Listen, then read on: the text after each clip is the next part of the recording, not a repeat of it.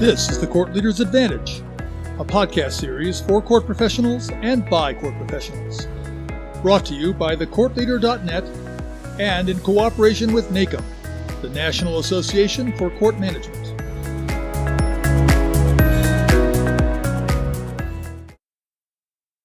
Cyber attacks are truly different kinds of threats, but those threats are real and growing. It takes a different kind of approach to defend against them. New and different kinds of questions need to be asked well before an attack actually occurs. Cybersecurity experts advise that having responses to these new types of questions is essential to effectively preparing for and responding to an attack. I'm Pete Kiefer, and welcome to the Court Leader's Advantage podcast series. In this episode, we're talking to several court professionals who have endured a cyber attack in their court. We'll be exploring questions about how to prepare your court to defend against an attack. What kinds of questions do you need to be asking your IT professionals? How do you convince a funding body to spend the needed resources on cybersecurity? Do you have a realistic plan to conduct court business without your case management system or even computers for weeks, possibly even months? How can you effectively train staff to respond to a cyber attack? Does your continuity of operations plan, your COOP, even address the implications of a cyber attack? So let's join our panel to discuss just these sorts of questions. We're joined today by Kevin Bowling, Court Administrator for the 20th Circuit Court in Ottawa County, Michigan. Kevin is also co-chair of the National Center for State Courts Joint Technology Committee and has helped develop 3 resource bulletins to assist court managers in handling cyber attacks. Julie Heide, Court Administrator for the Probate Court in Fayette County, Ohio. Casey Kennedy, Director of the Office of Information Services at the Office of State Court Administration in Austin, Texas. Jorge Basto, Director of IT Programs for the Cherokee County Clerk of Courts in Canton, Georgia. And Montrella Jackson, Court Administrator for the Akron Municipal Court in Akron, Ohio. Julie, Casey, Jorge, and Montrella's courts have all had to deal with cyber attacks. Thank you all for joining today's podcast. When your court was attacked, how long were you down? How long did it take you to get back to being operational? And how did your court function without computers? Casey? So for us, it depended on which organization you're with. So at my office, we support 22 different IT organizations for 22 different entities, I guess you'd call it.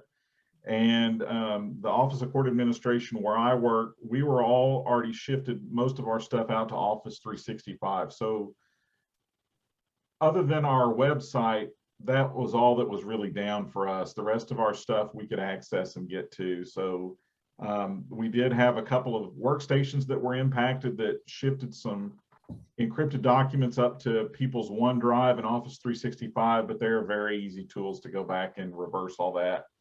So they were back within a day. For our high court and appellate courts, it took about a month, maybe a little bit longer for them to get back online and connected with their case management system.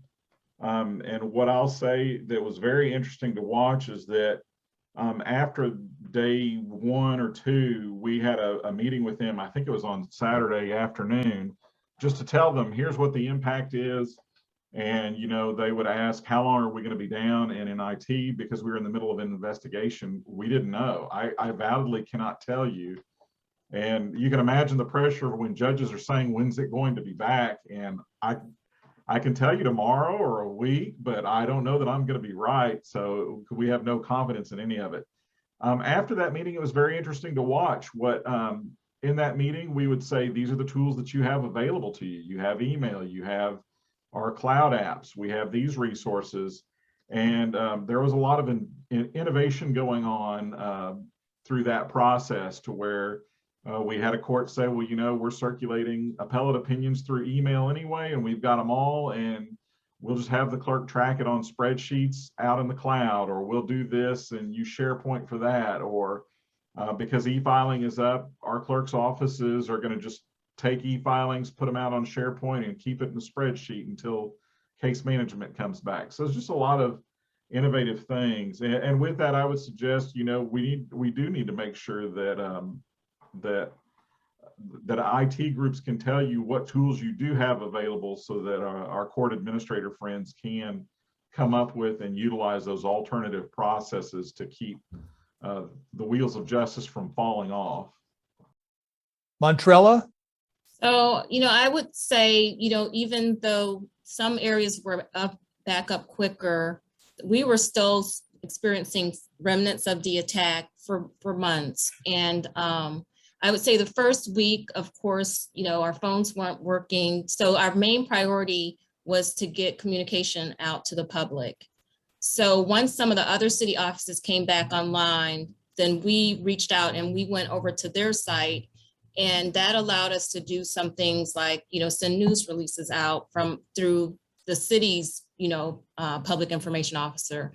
And then also even just simple things, but very important,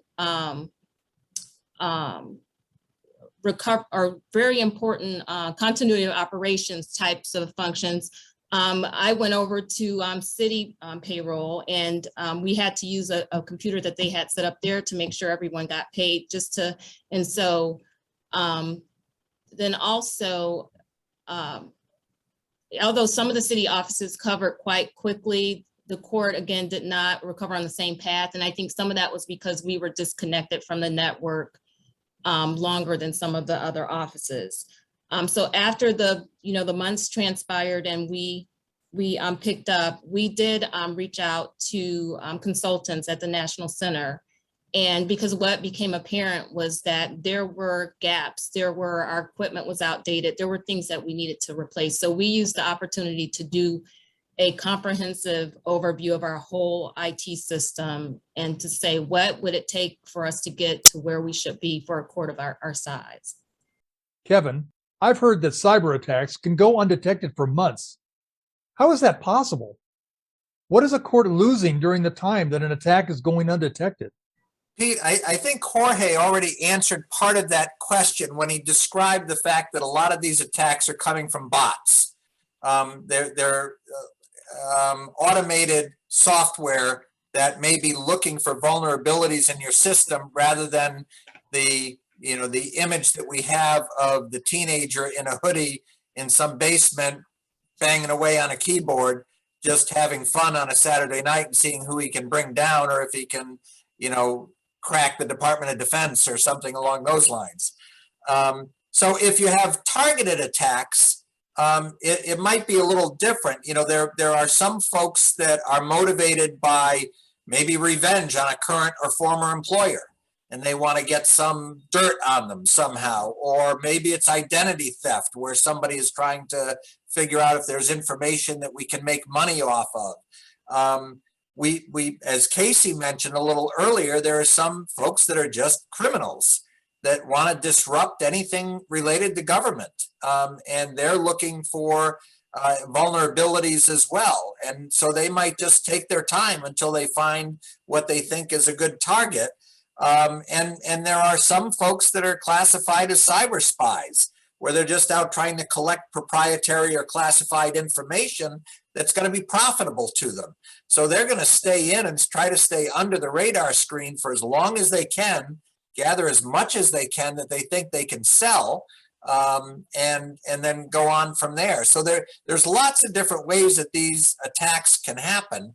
And that's why sometimes, we might not know for days or weeks or months that we've actually been attacked until we start to see something out of the ordinary, the way some of the other panelists have already described it.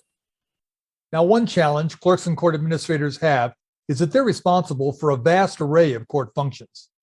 Case management technology is only one of those functions. What kinds of questions does a clerk or court administrator ask to ensure that cybersecurity is adequate and that he or she doesn't end up sounding naive and get that common response, everything's fine, just leave it up to us? Kevin? Well, Peter, I'm glad you included this question, but I also feel a little convicted by it, because I had to ask myself some of these questions after I read David Slayton's article in Judicature that I shared with you and I think might be available to folks on the podcast. But Casey's boss, David Slayton, who's the state court administrator in Texas, wrote a brief article after they got hacked. He raised a lot of questions that I thought as a court manager, I should know the answers to, and I had no clue. And it was this handful of questions that started a conversation with the Joint Technology Committee.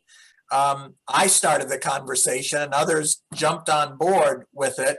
And we decided we needed to write an update to our cybersecurity resource bulletin as a result, because I took those questions and went back to our IT providers and said, you've never shared any of this information. I want to know what you know. So we put together in the resource bulletin a number of different questions, things like, how do you initiate immediate deployment of cybersecurity experts when you're attacked? Who do you call? Are our current password requirements sufficient? Are our backup systems secure? And one thing I learned from Casey is, do we have at least one backup that's physically disconnected from the network so it can't be hacked? I had no clue. And I don't like to admit that as a court administrator, but without going back and finding out that we had a disconnected backup, I could start to breathe a little easier. So we've tried to develop a lot of these questions, and not just, it may be a great thing. A lot of folks are talking about the cloud. The Joint Tech Committee even wrote a paper on cloud computing and what it's all about for courts. But that's great. So we send things off to a cloud. What then? Is this cloud in the sky? Is it a server farm in New Jersey? Is it, what is it? Where is it? But more importantly, when we get shut down, how do we get our data out? How do we find our calendars, like Julie mentioned, to know who's supposed to be coming in for court today? All of those things are important questions to ask, and it's unfortunate that I think many of us as local trial court administrators, we don't ask those questions because we're so busy just trying to deal with the demand of business every day, and new filers that are coming in, or complaints, or personnel issues, or the latest budget fiasco that's going on. We assume that our IT professionals have got our back, and yet we don't know a lot of these answers, and the judges want us to answer these questions when the system goes down. So I know I learned a big lesson from this, and I would encourage other court managers to look at this bulletin and think about these questions that they ought to be asking their IT providers. And Peter, to kind of build on that, one of the things that I wanted to add from an IT perspective, I think it's important for court managers to know, especially if you're working in a local county level with perhaps a county IT department that is doing things like supporting the sheriff's officers or the board of supervisors or commissioners court, for the court managers to know where in the line of things the county has to do the courts fall. Because I know that a lot of times some judges may think that the courts are going to be number one on the list and want to know, why are we not back online? But the reality is from a county perspective, you may not get to the restoration effort until, number 4, 5, 6, 10, however down on the list the courts are. So just to have that knowledge and that candid conversation with your IT staff to say, because they'll say, yeah, if this were to happen, we've got to get the sheriffs back. We need to get payroll back. We need to do this. And that means we're not even going to be able to talk to you guys at the courts until week 3, week 4, week 10, month 1, whatever it is, so that you as a court manager can sit there and think about, what do I do to keep things going without any kind of technology, or what alternate technology do I have? Everyone agrees that cybersecurity costs money. Some say it costs a lot of money. How does a court convince a city council, a county board of supervisors, or even a state legislature to spend money for cybersecurity if those bodies have never experienced an attack? Kevin, I'm thinking back to a debate we had around a JTC meeting table at one time. And I remember Casey mentioning something to the effect that he really didn't care what others thought about it. You can either pay now or you can pay later, but you're going to pay. So I think sometimes, Peter, that trying to convince a court's funding unit that they need to invest can start with actual real world examples. I don't think in my case, I didn't actually have to get attacked to go back to our courts funding unit and give them a laundry list of courts like the ones we're hearing from today that have been attacked. And that it's not just the courts, it's other county departments, it's other state offices, and that this is becoming more prevalent, not less prevalent. I found a lot of resources about cybersecurity through different federal government websites and elsewhere, and there are some private reports that give information on the state of cybersecurity. One quote I recently found is most organizations are getting better at preventing direct cyber attacks. That may be part because, as Julie mentioned, more folks are talking about it in staff meetings or going through IT training. But they go on to say that the shape-shifting world of cybersecurity, attackers have already moved on to indirect targets, such as vendors and other third parties in the supply chain. So they're being opportunistic. They're trying to figure out where they can hit. And if we've got vulnerabilities, somebody's going to find them eventually. So I think taking that message back to a funding unit and saying, we're going to end up paying something in the long run, one way or another. So why don't we be smart about it? Casey mentioned, I thought was a great idea of figuring out what you would have paid in ransom and putting that money towards future security issues.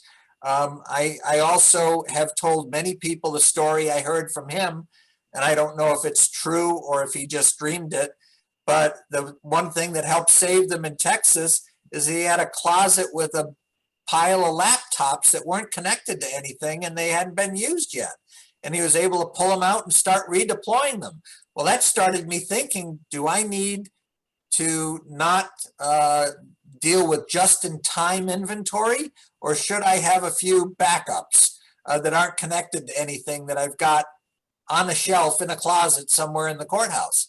And that might really help us in the long run. And that might be another message to our funding units, just to say, you got to help us out here. We need some money so that we've got these redundancies in place that are going to allow us to keep working and moving forward. Well, I know, if I might, I think that courts are a little better prepared now just because of COVID.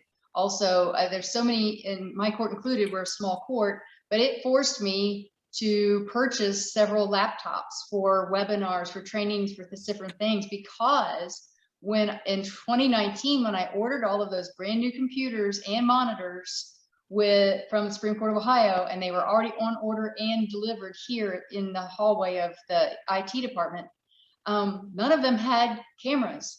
None of them had speakers. I never dreamed in a million years that I would ever be on a webinar. So quickly I had to purchase little webcams and more laptops that sit in my drawer, but my people can use them for various reasons. So those extraneous pieces of technology that are sitting around here unplugged can also be future go-to, opportunistic pieces of technology. Is there a checklist for working on cybersecurity on a shoestring budget? Kevin? Yes, Peter, I'm bringing this answer directly from the shameless marketing division of NACM and the Joint Technology Committee. So I mentioned a little bit earlier that we, just because of some of these attacks that are happening all over the country right now, we're just in the process of finalizing version 3 of our cybersecurity basics for courts. It's going to be published probably within the next couple of weeks and will be on our website. And we took the experience of Texas into account when we started hearing about sort of the checklist that they were running through and built from there.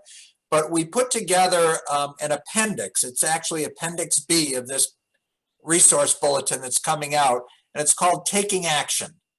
And the suggested court actions are laid out in 3 different levels. There are basic, intermediate actions, and then, you know, we broke these down. Many of them have no cost at all. There are things that many of us are probably already doing because of our experiences, but a lot of courts may not be. Simple things like verifying that your data is backed up frequently. You know, having some kind of a test for restoration procedures. Periodically attempt a full restore of your system. Review the threat surface regularly. Requiring strong and complex passwords that change at regular intervals. I don't know about the rest of you, but I can't tell you how many complaints I've gotten from staff and judges over the years of why does that damn machine make me change my password? I can't remember my last 3 passwords and you're making me change it again. And I think part of what we have to do as court managers is our best job to begin to change that culture and say, Judge, I hate to break it to you, but it's not all about you. You know, this is an issue that is going to affect the court as an institution. We're either going to be able to do a job or not do our job. And some of these things that can be done on a shoestring budget can really help move us forward in that regard. So there's a whole checklist of things. Jorge mentioned the tabletop exercises that are focused specifically on cybersecurity response plans. So that's included in here. And most of the things that we published in this Taking Action checklist were done with the thought in mind that not everybody's got a budget for this. You know, a lot of us may not have that luxury of resources that some large courts have or that state systems have. So we tried to be mindful and provide a lot of different ideas from that perspective. Kevin, it sounds like tabletop exercises and testing is a good way to prepare for a cyber attack, but they often don't truly grasp the reality of a cyber crisis. How do you inject an element of reality into a tabletop exercise, which can often seem sort of perfunctory? Well, I don't know about everyone else, but I know when I've created tabletop exercises before, I've always had to get creative and think up different scenarios and lay them out. I don't have to do that anymore because all of you have provided my scenarios. You know, just looking at the examples of how many different ways our courts have been threatened or directly attacked, whether it's the ransomware attack or a malware or a phishing attack. You know, there are a lot of different types of things that can be done. And I think part of what I know we're trying to do in our jurisdiction is to begin just going through that tabletop exercise more frequently than we ever have before. We are great with fire drills. We are great with tornado drills. We know where they are. We're never going to get flooded here in the Midwest where I am, but we know what to do if there's a flood.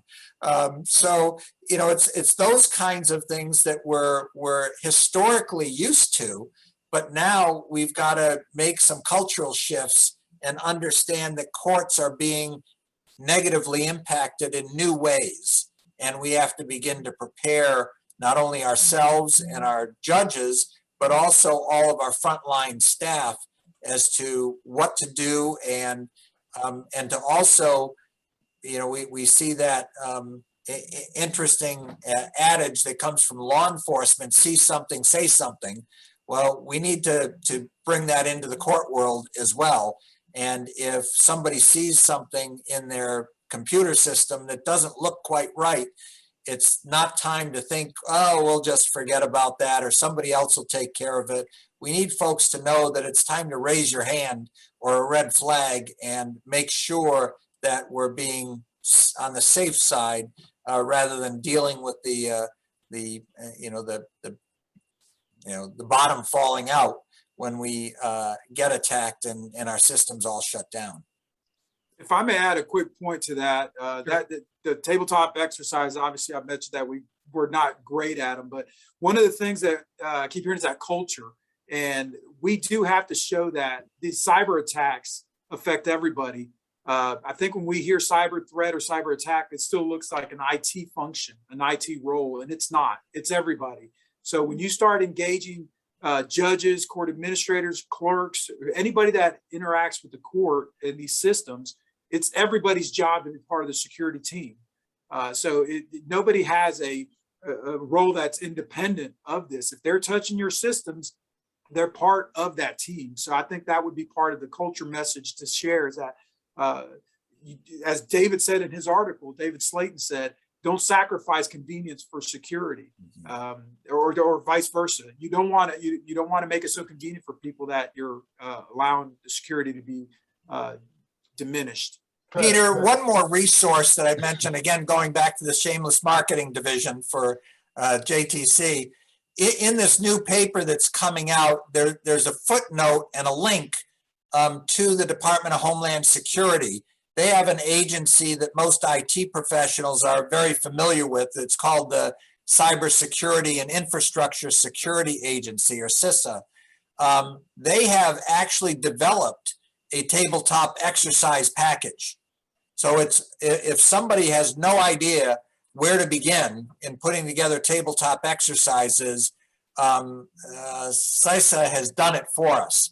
And the direct link to all of those resources are in that resource bulletin that should be up on our website in the next couple of weeks. Casey? And Peter, I was going to say the question was asking, how can you add an element of reality? I'll say that an interesting thing would be to take a judge and a coordinator and maybe some clerk staff and put them in a room with 3 folding tables and some chairs and tell them, hold court. Well, I need no, you don't have, you have whatever you have on your person. I would make sure they're not taking their court laptop in with them. Yeah. But you got your personal cell phone on you and 3 folding tables and some chairs, hold court. And see what they say they need. Because like Julie mentioned, well, I would need a tape recorder and a cassette tape, and I can plug that into power, or I'm going to need tablets and pens. Okay, I can get you that. Well, I'm going to need case management. Nope, computer, you don't have it. Yeah.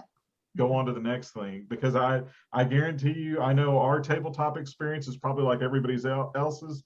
The first couple of times you do a tabletop exercise, it's very scary, and everybody leaves the room thinking, holy cow, this is going to be bad. But if you do it regularly, and after about the 3rd or 4th time, you start thinking, we've got this, or we can control this. So yeah, I would say for that element of reality, bring them into a room with no computers and say, hold court, and see how they can do it. Well, and as Casey, was following some of my lead, but it's very real. And even though it's not physically real, like if you have a natural disaster, you can see the fire, you can see the tornado remains, you can see the flood, and everybody knows how to pull together instantly to solve that problem, put the fire out, But when you have an invisible intruder, such as a cyber attack, nobody knows exactly what they're looking at or how to react. And so the more guidance and more preparation you can put in place is essential. So everything that we've all described here today is that invisible invader that we now know about, and how are we going to react the next time it knocks on our door. Was managing a cyber attack part of your coup? Montrella? The Supreme Court of Ohio had prepared us court managers, and we had all had training. And I will say some of the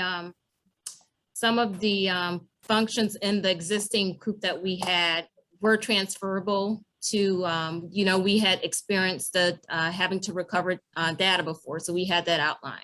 But in no way did any of the scenarios that we had prepare us for the fact that, the jump drives that were our backups, that even if we couldn't get into the building, we felt comfortable we had them in our purse or, somewhere that we would not be able to access those because it took us a while to pinpoint exactly how long the virus had been in the system. And so we weren't sure that our jump drives were, clean. And so those had to be scanned as well. So I would say no, in any form of the scenarios that we had not been prepared for that aspect.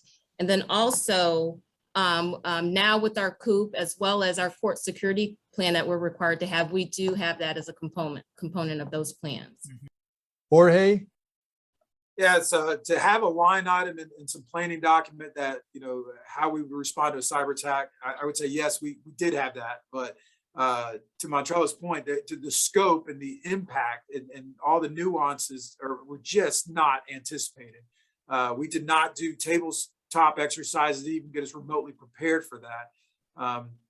The continuity of planning documents were all about natural disasters, and if we had to physically move some items, and this was a new threat.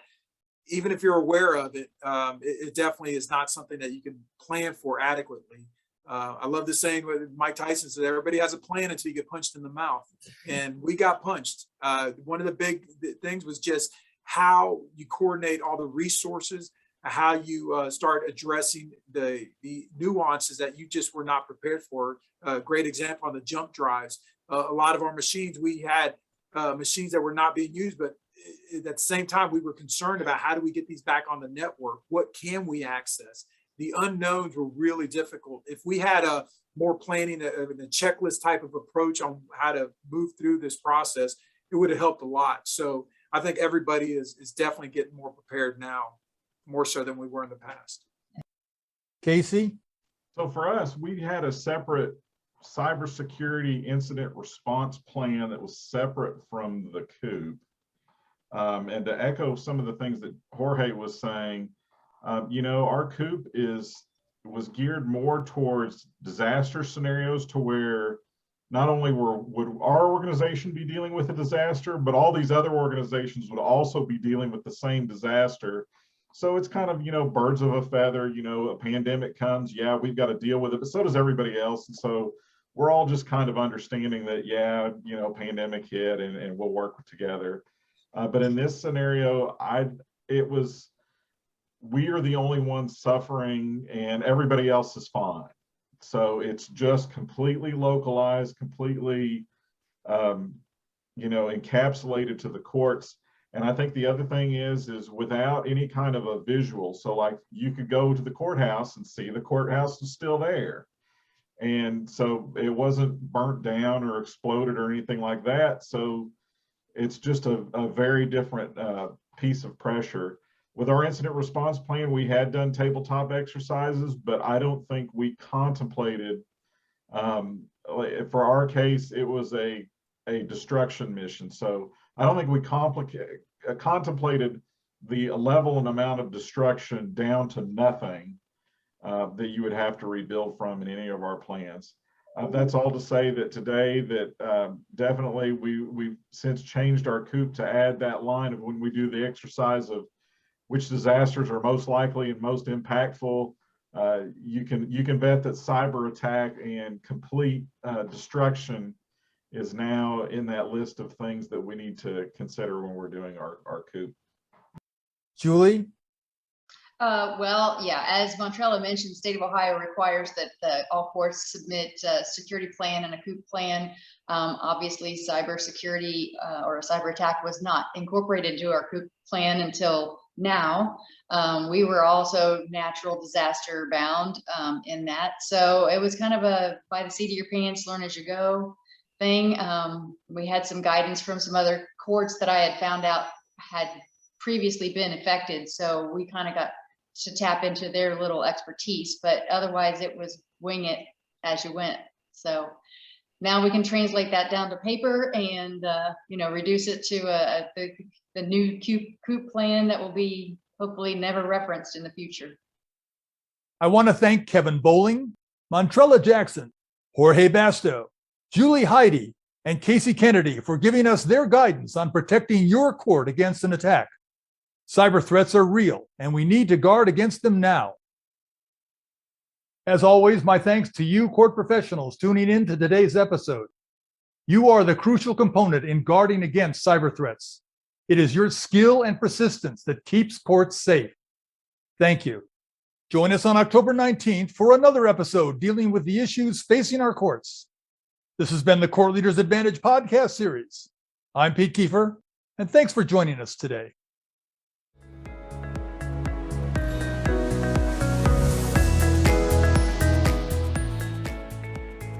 Thanks for joining us today. The Court Leaders Advantage is a regular podcast on courts and court administration. Today's episode will be available on our website, on YouTube, on Facebook, on iTunes, on LinkedIn, and on Twitter. Become part of the conversation. If you have questions, comments, or ideas for future episodes, email us. Our address is CLApodcast, that's all one word, @nacomnet.org. Did you hear an interesting comment by one of the panelists that you would like to listen to again, but you don't want to search through the entire episode to find it? The additional resources section of the webpage contains a question time marker sheet. Just find the discussion question on the sheet, and next to it is the time that question was asked. You can then quickly fast forward to that time in the episode and listen to the panelists' comments. Remember, if you don't have time to watch an episode, you can always listen to the audio version. Listen in your car or on the bus on your way to or from work. You never have to miss an episode. I'm Pete Kiefer, and on behalf of our guests, the Court Leader website, and the National Association for Court Management, thank you, and have a great day. The views, information, and opinions expressed during this episode are solely those of the host and the individual presenters. They do not necessarily represent the position of the National Association for Court Management.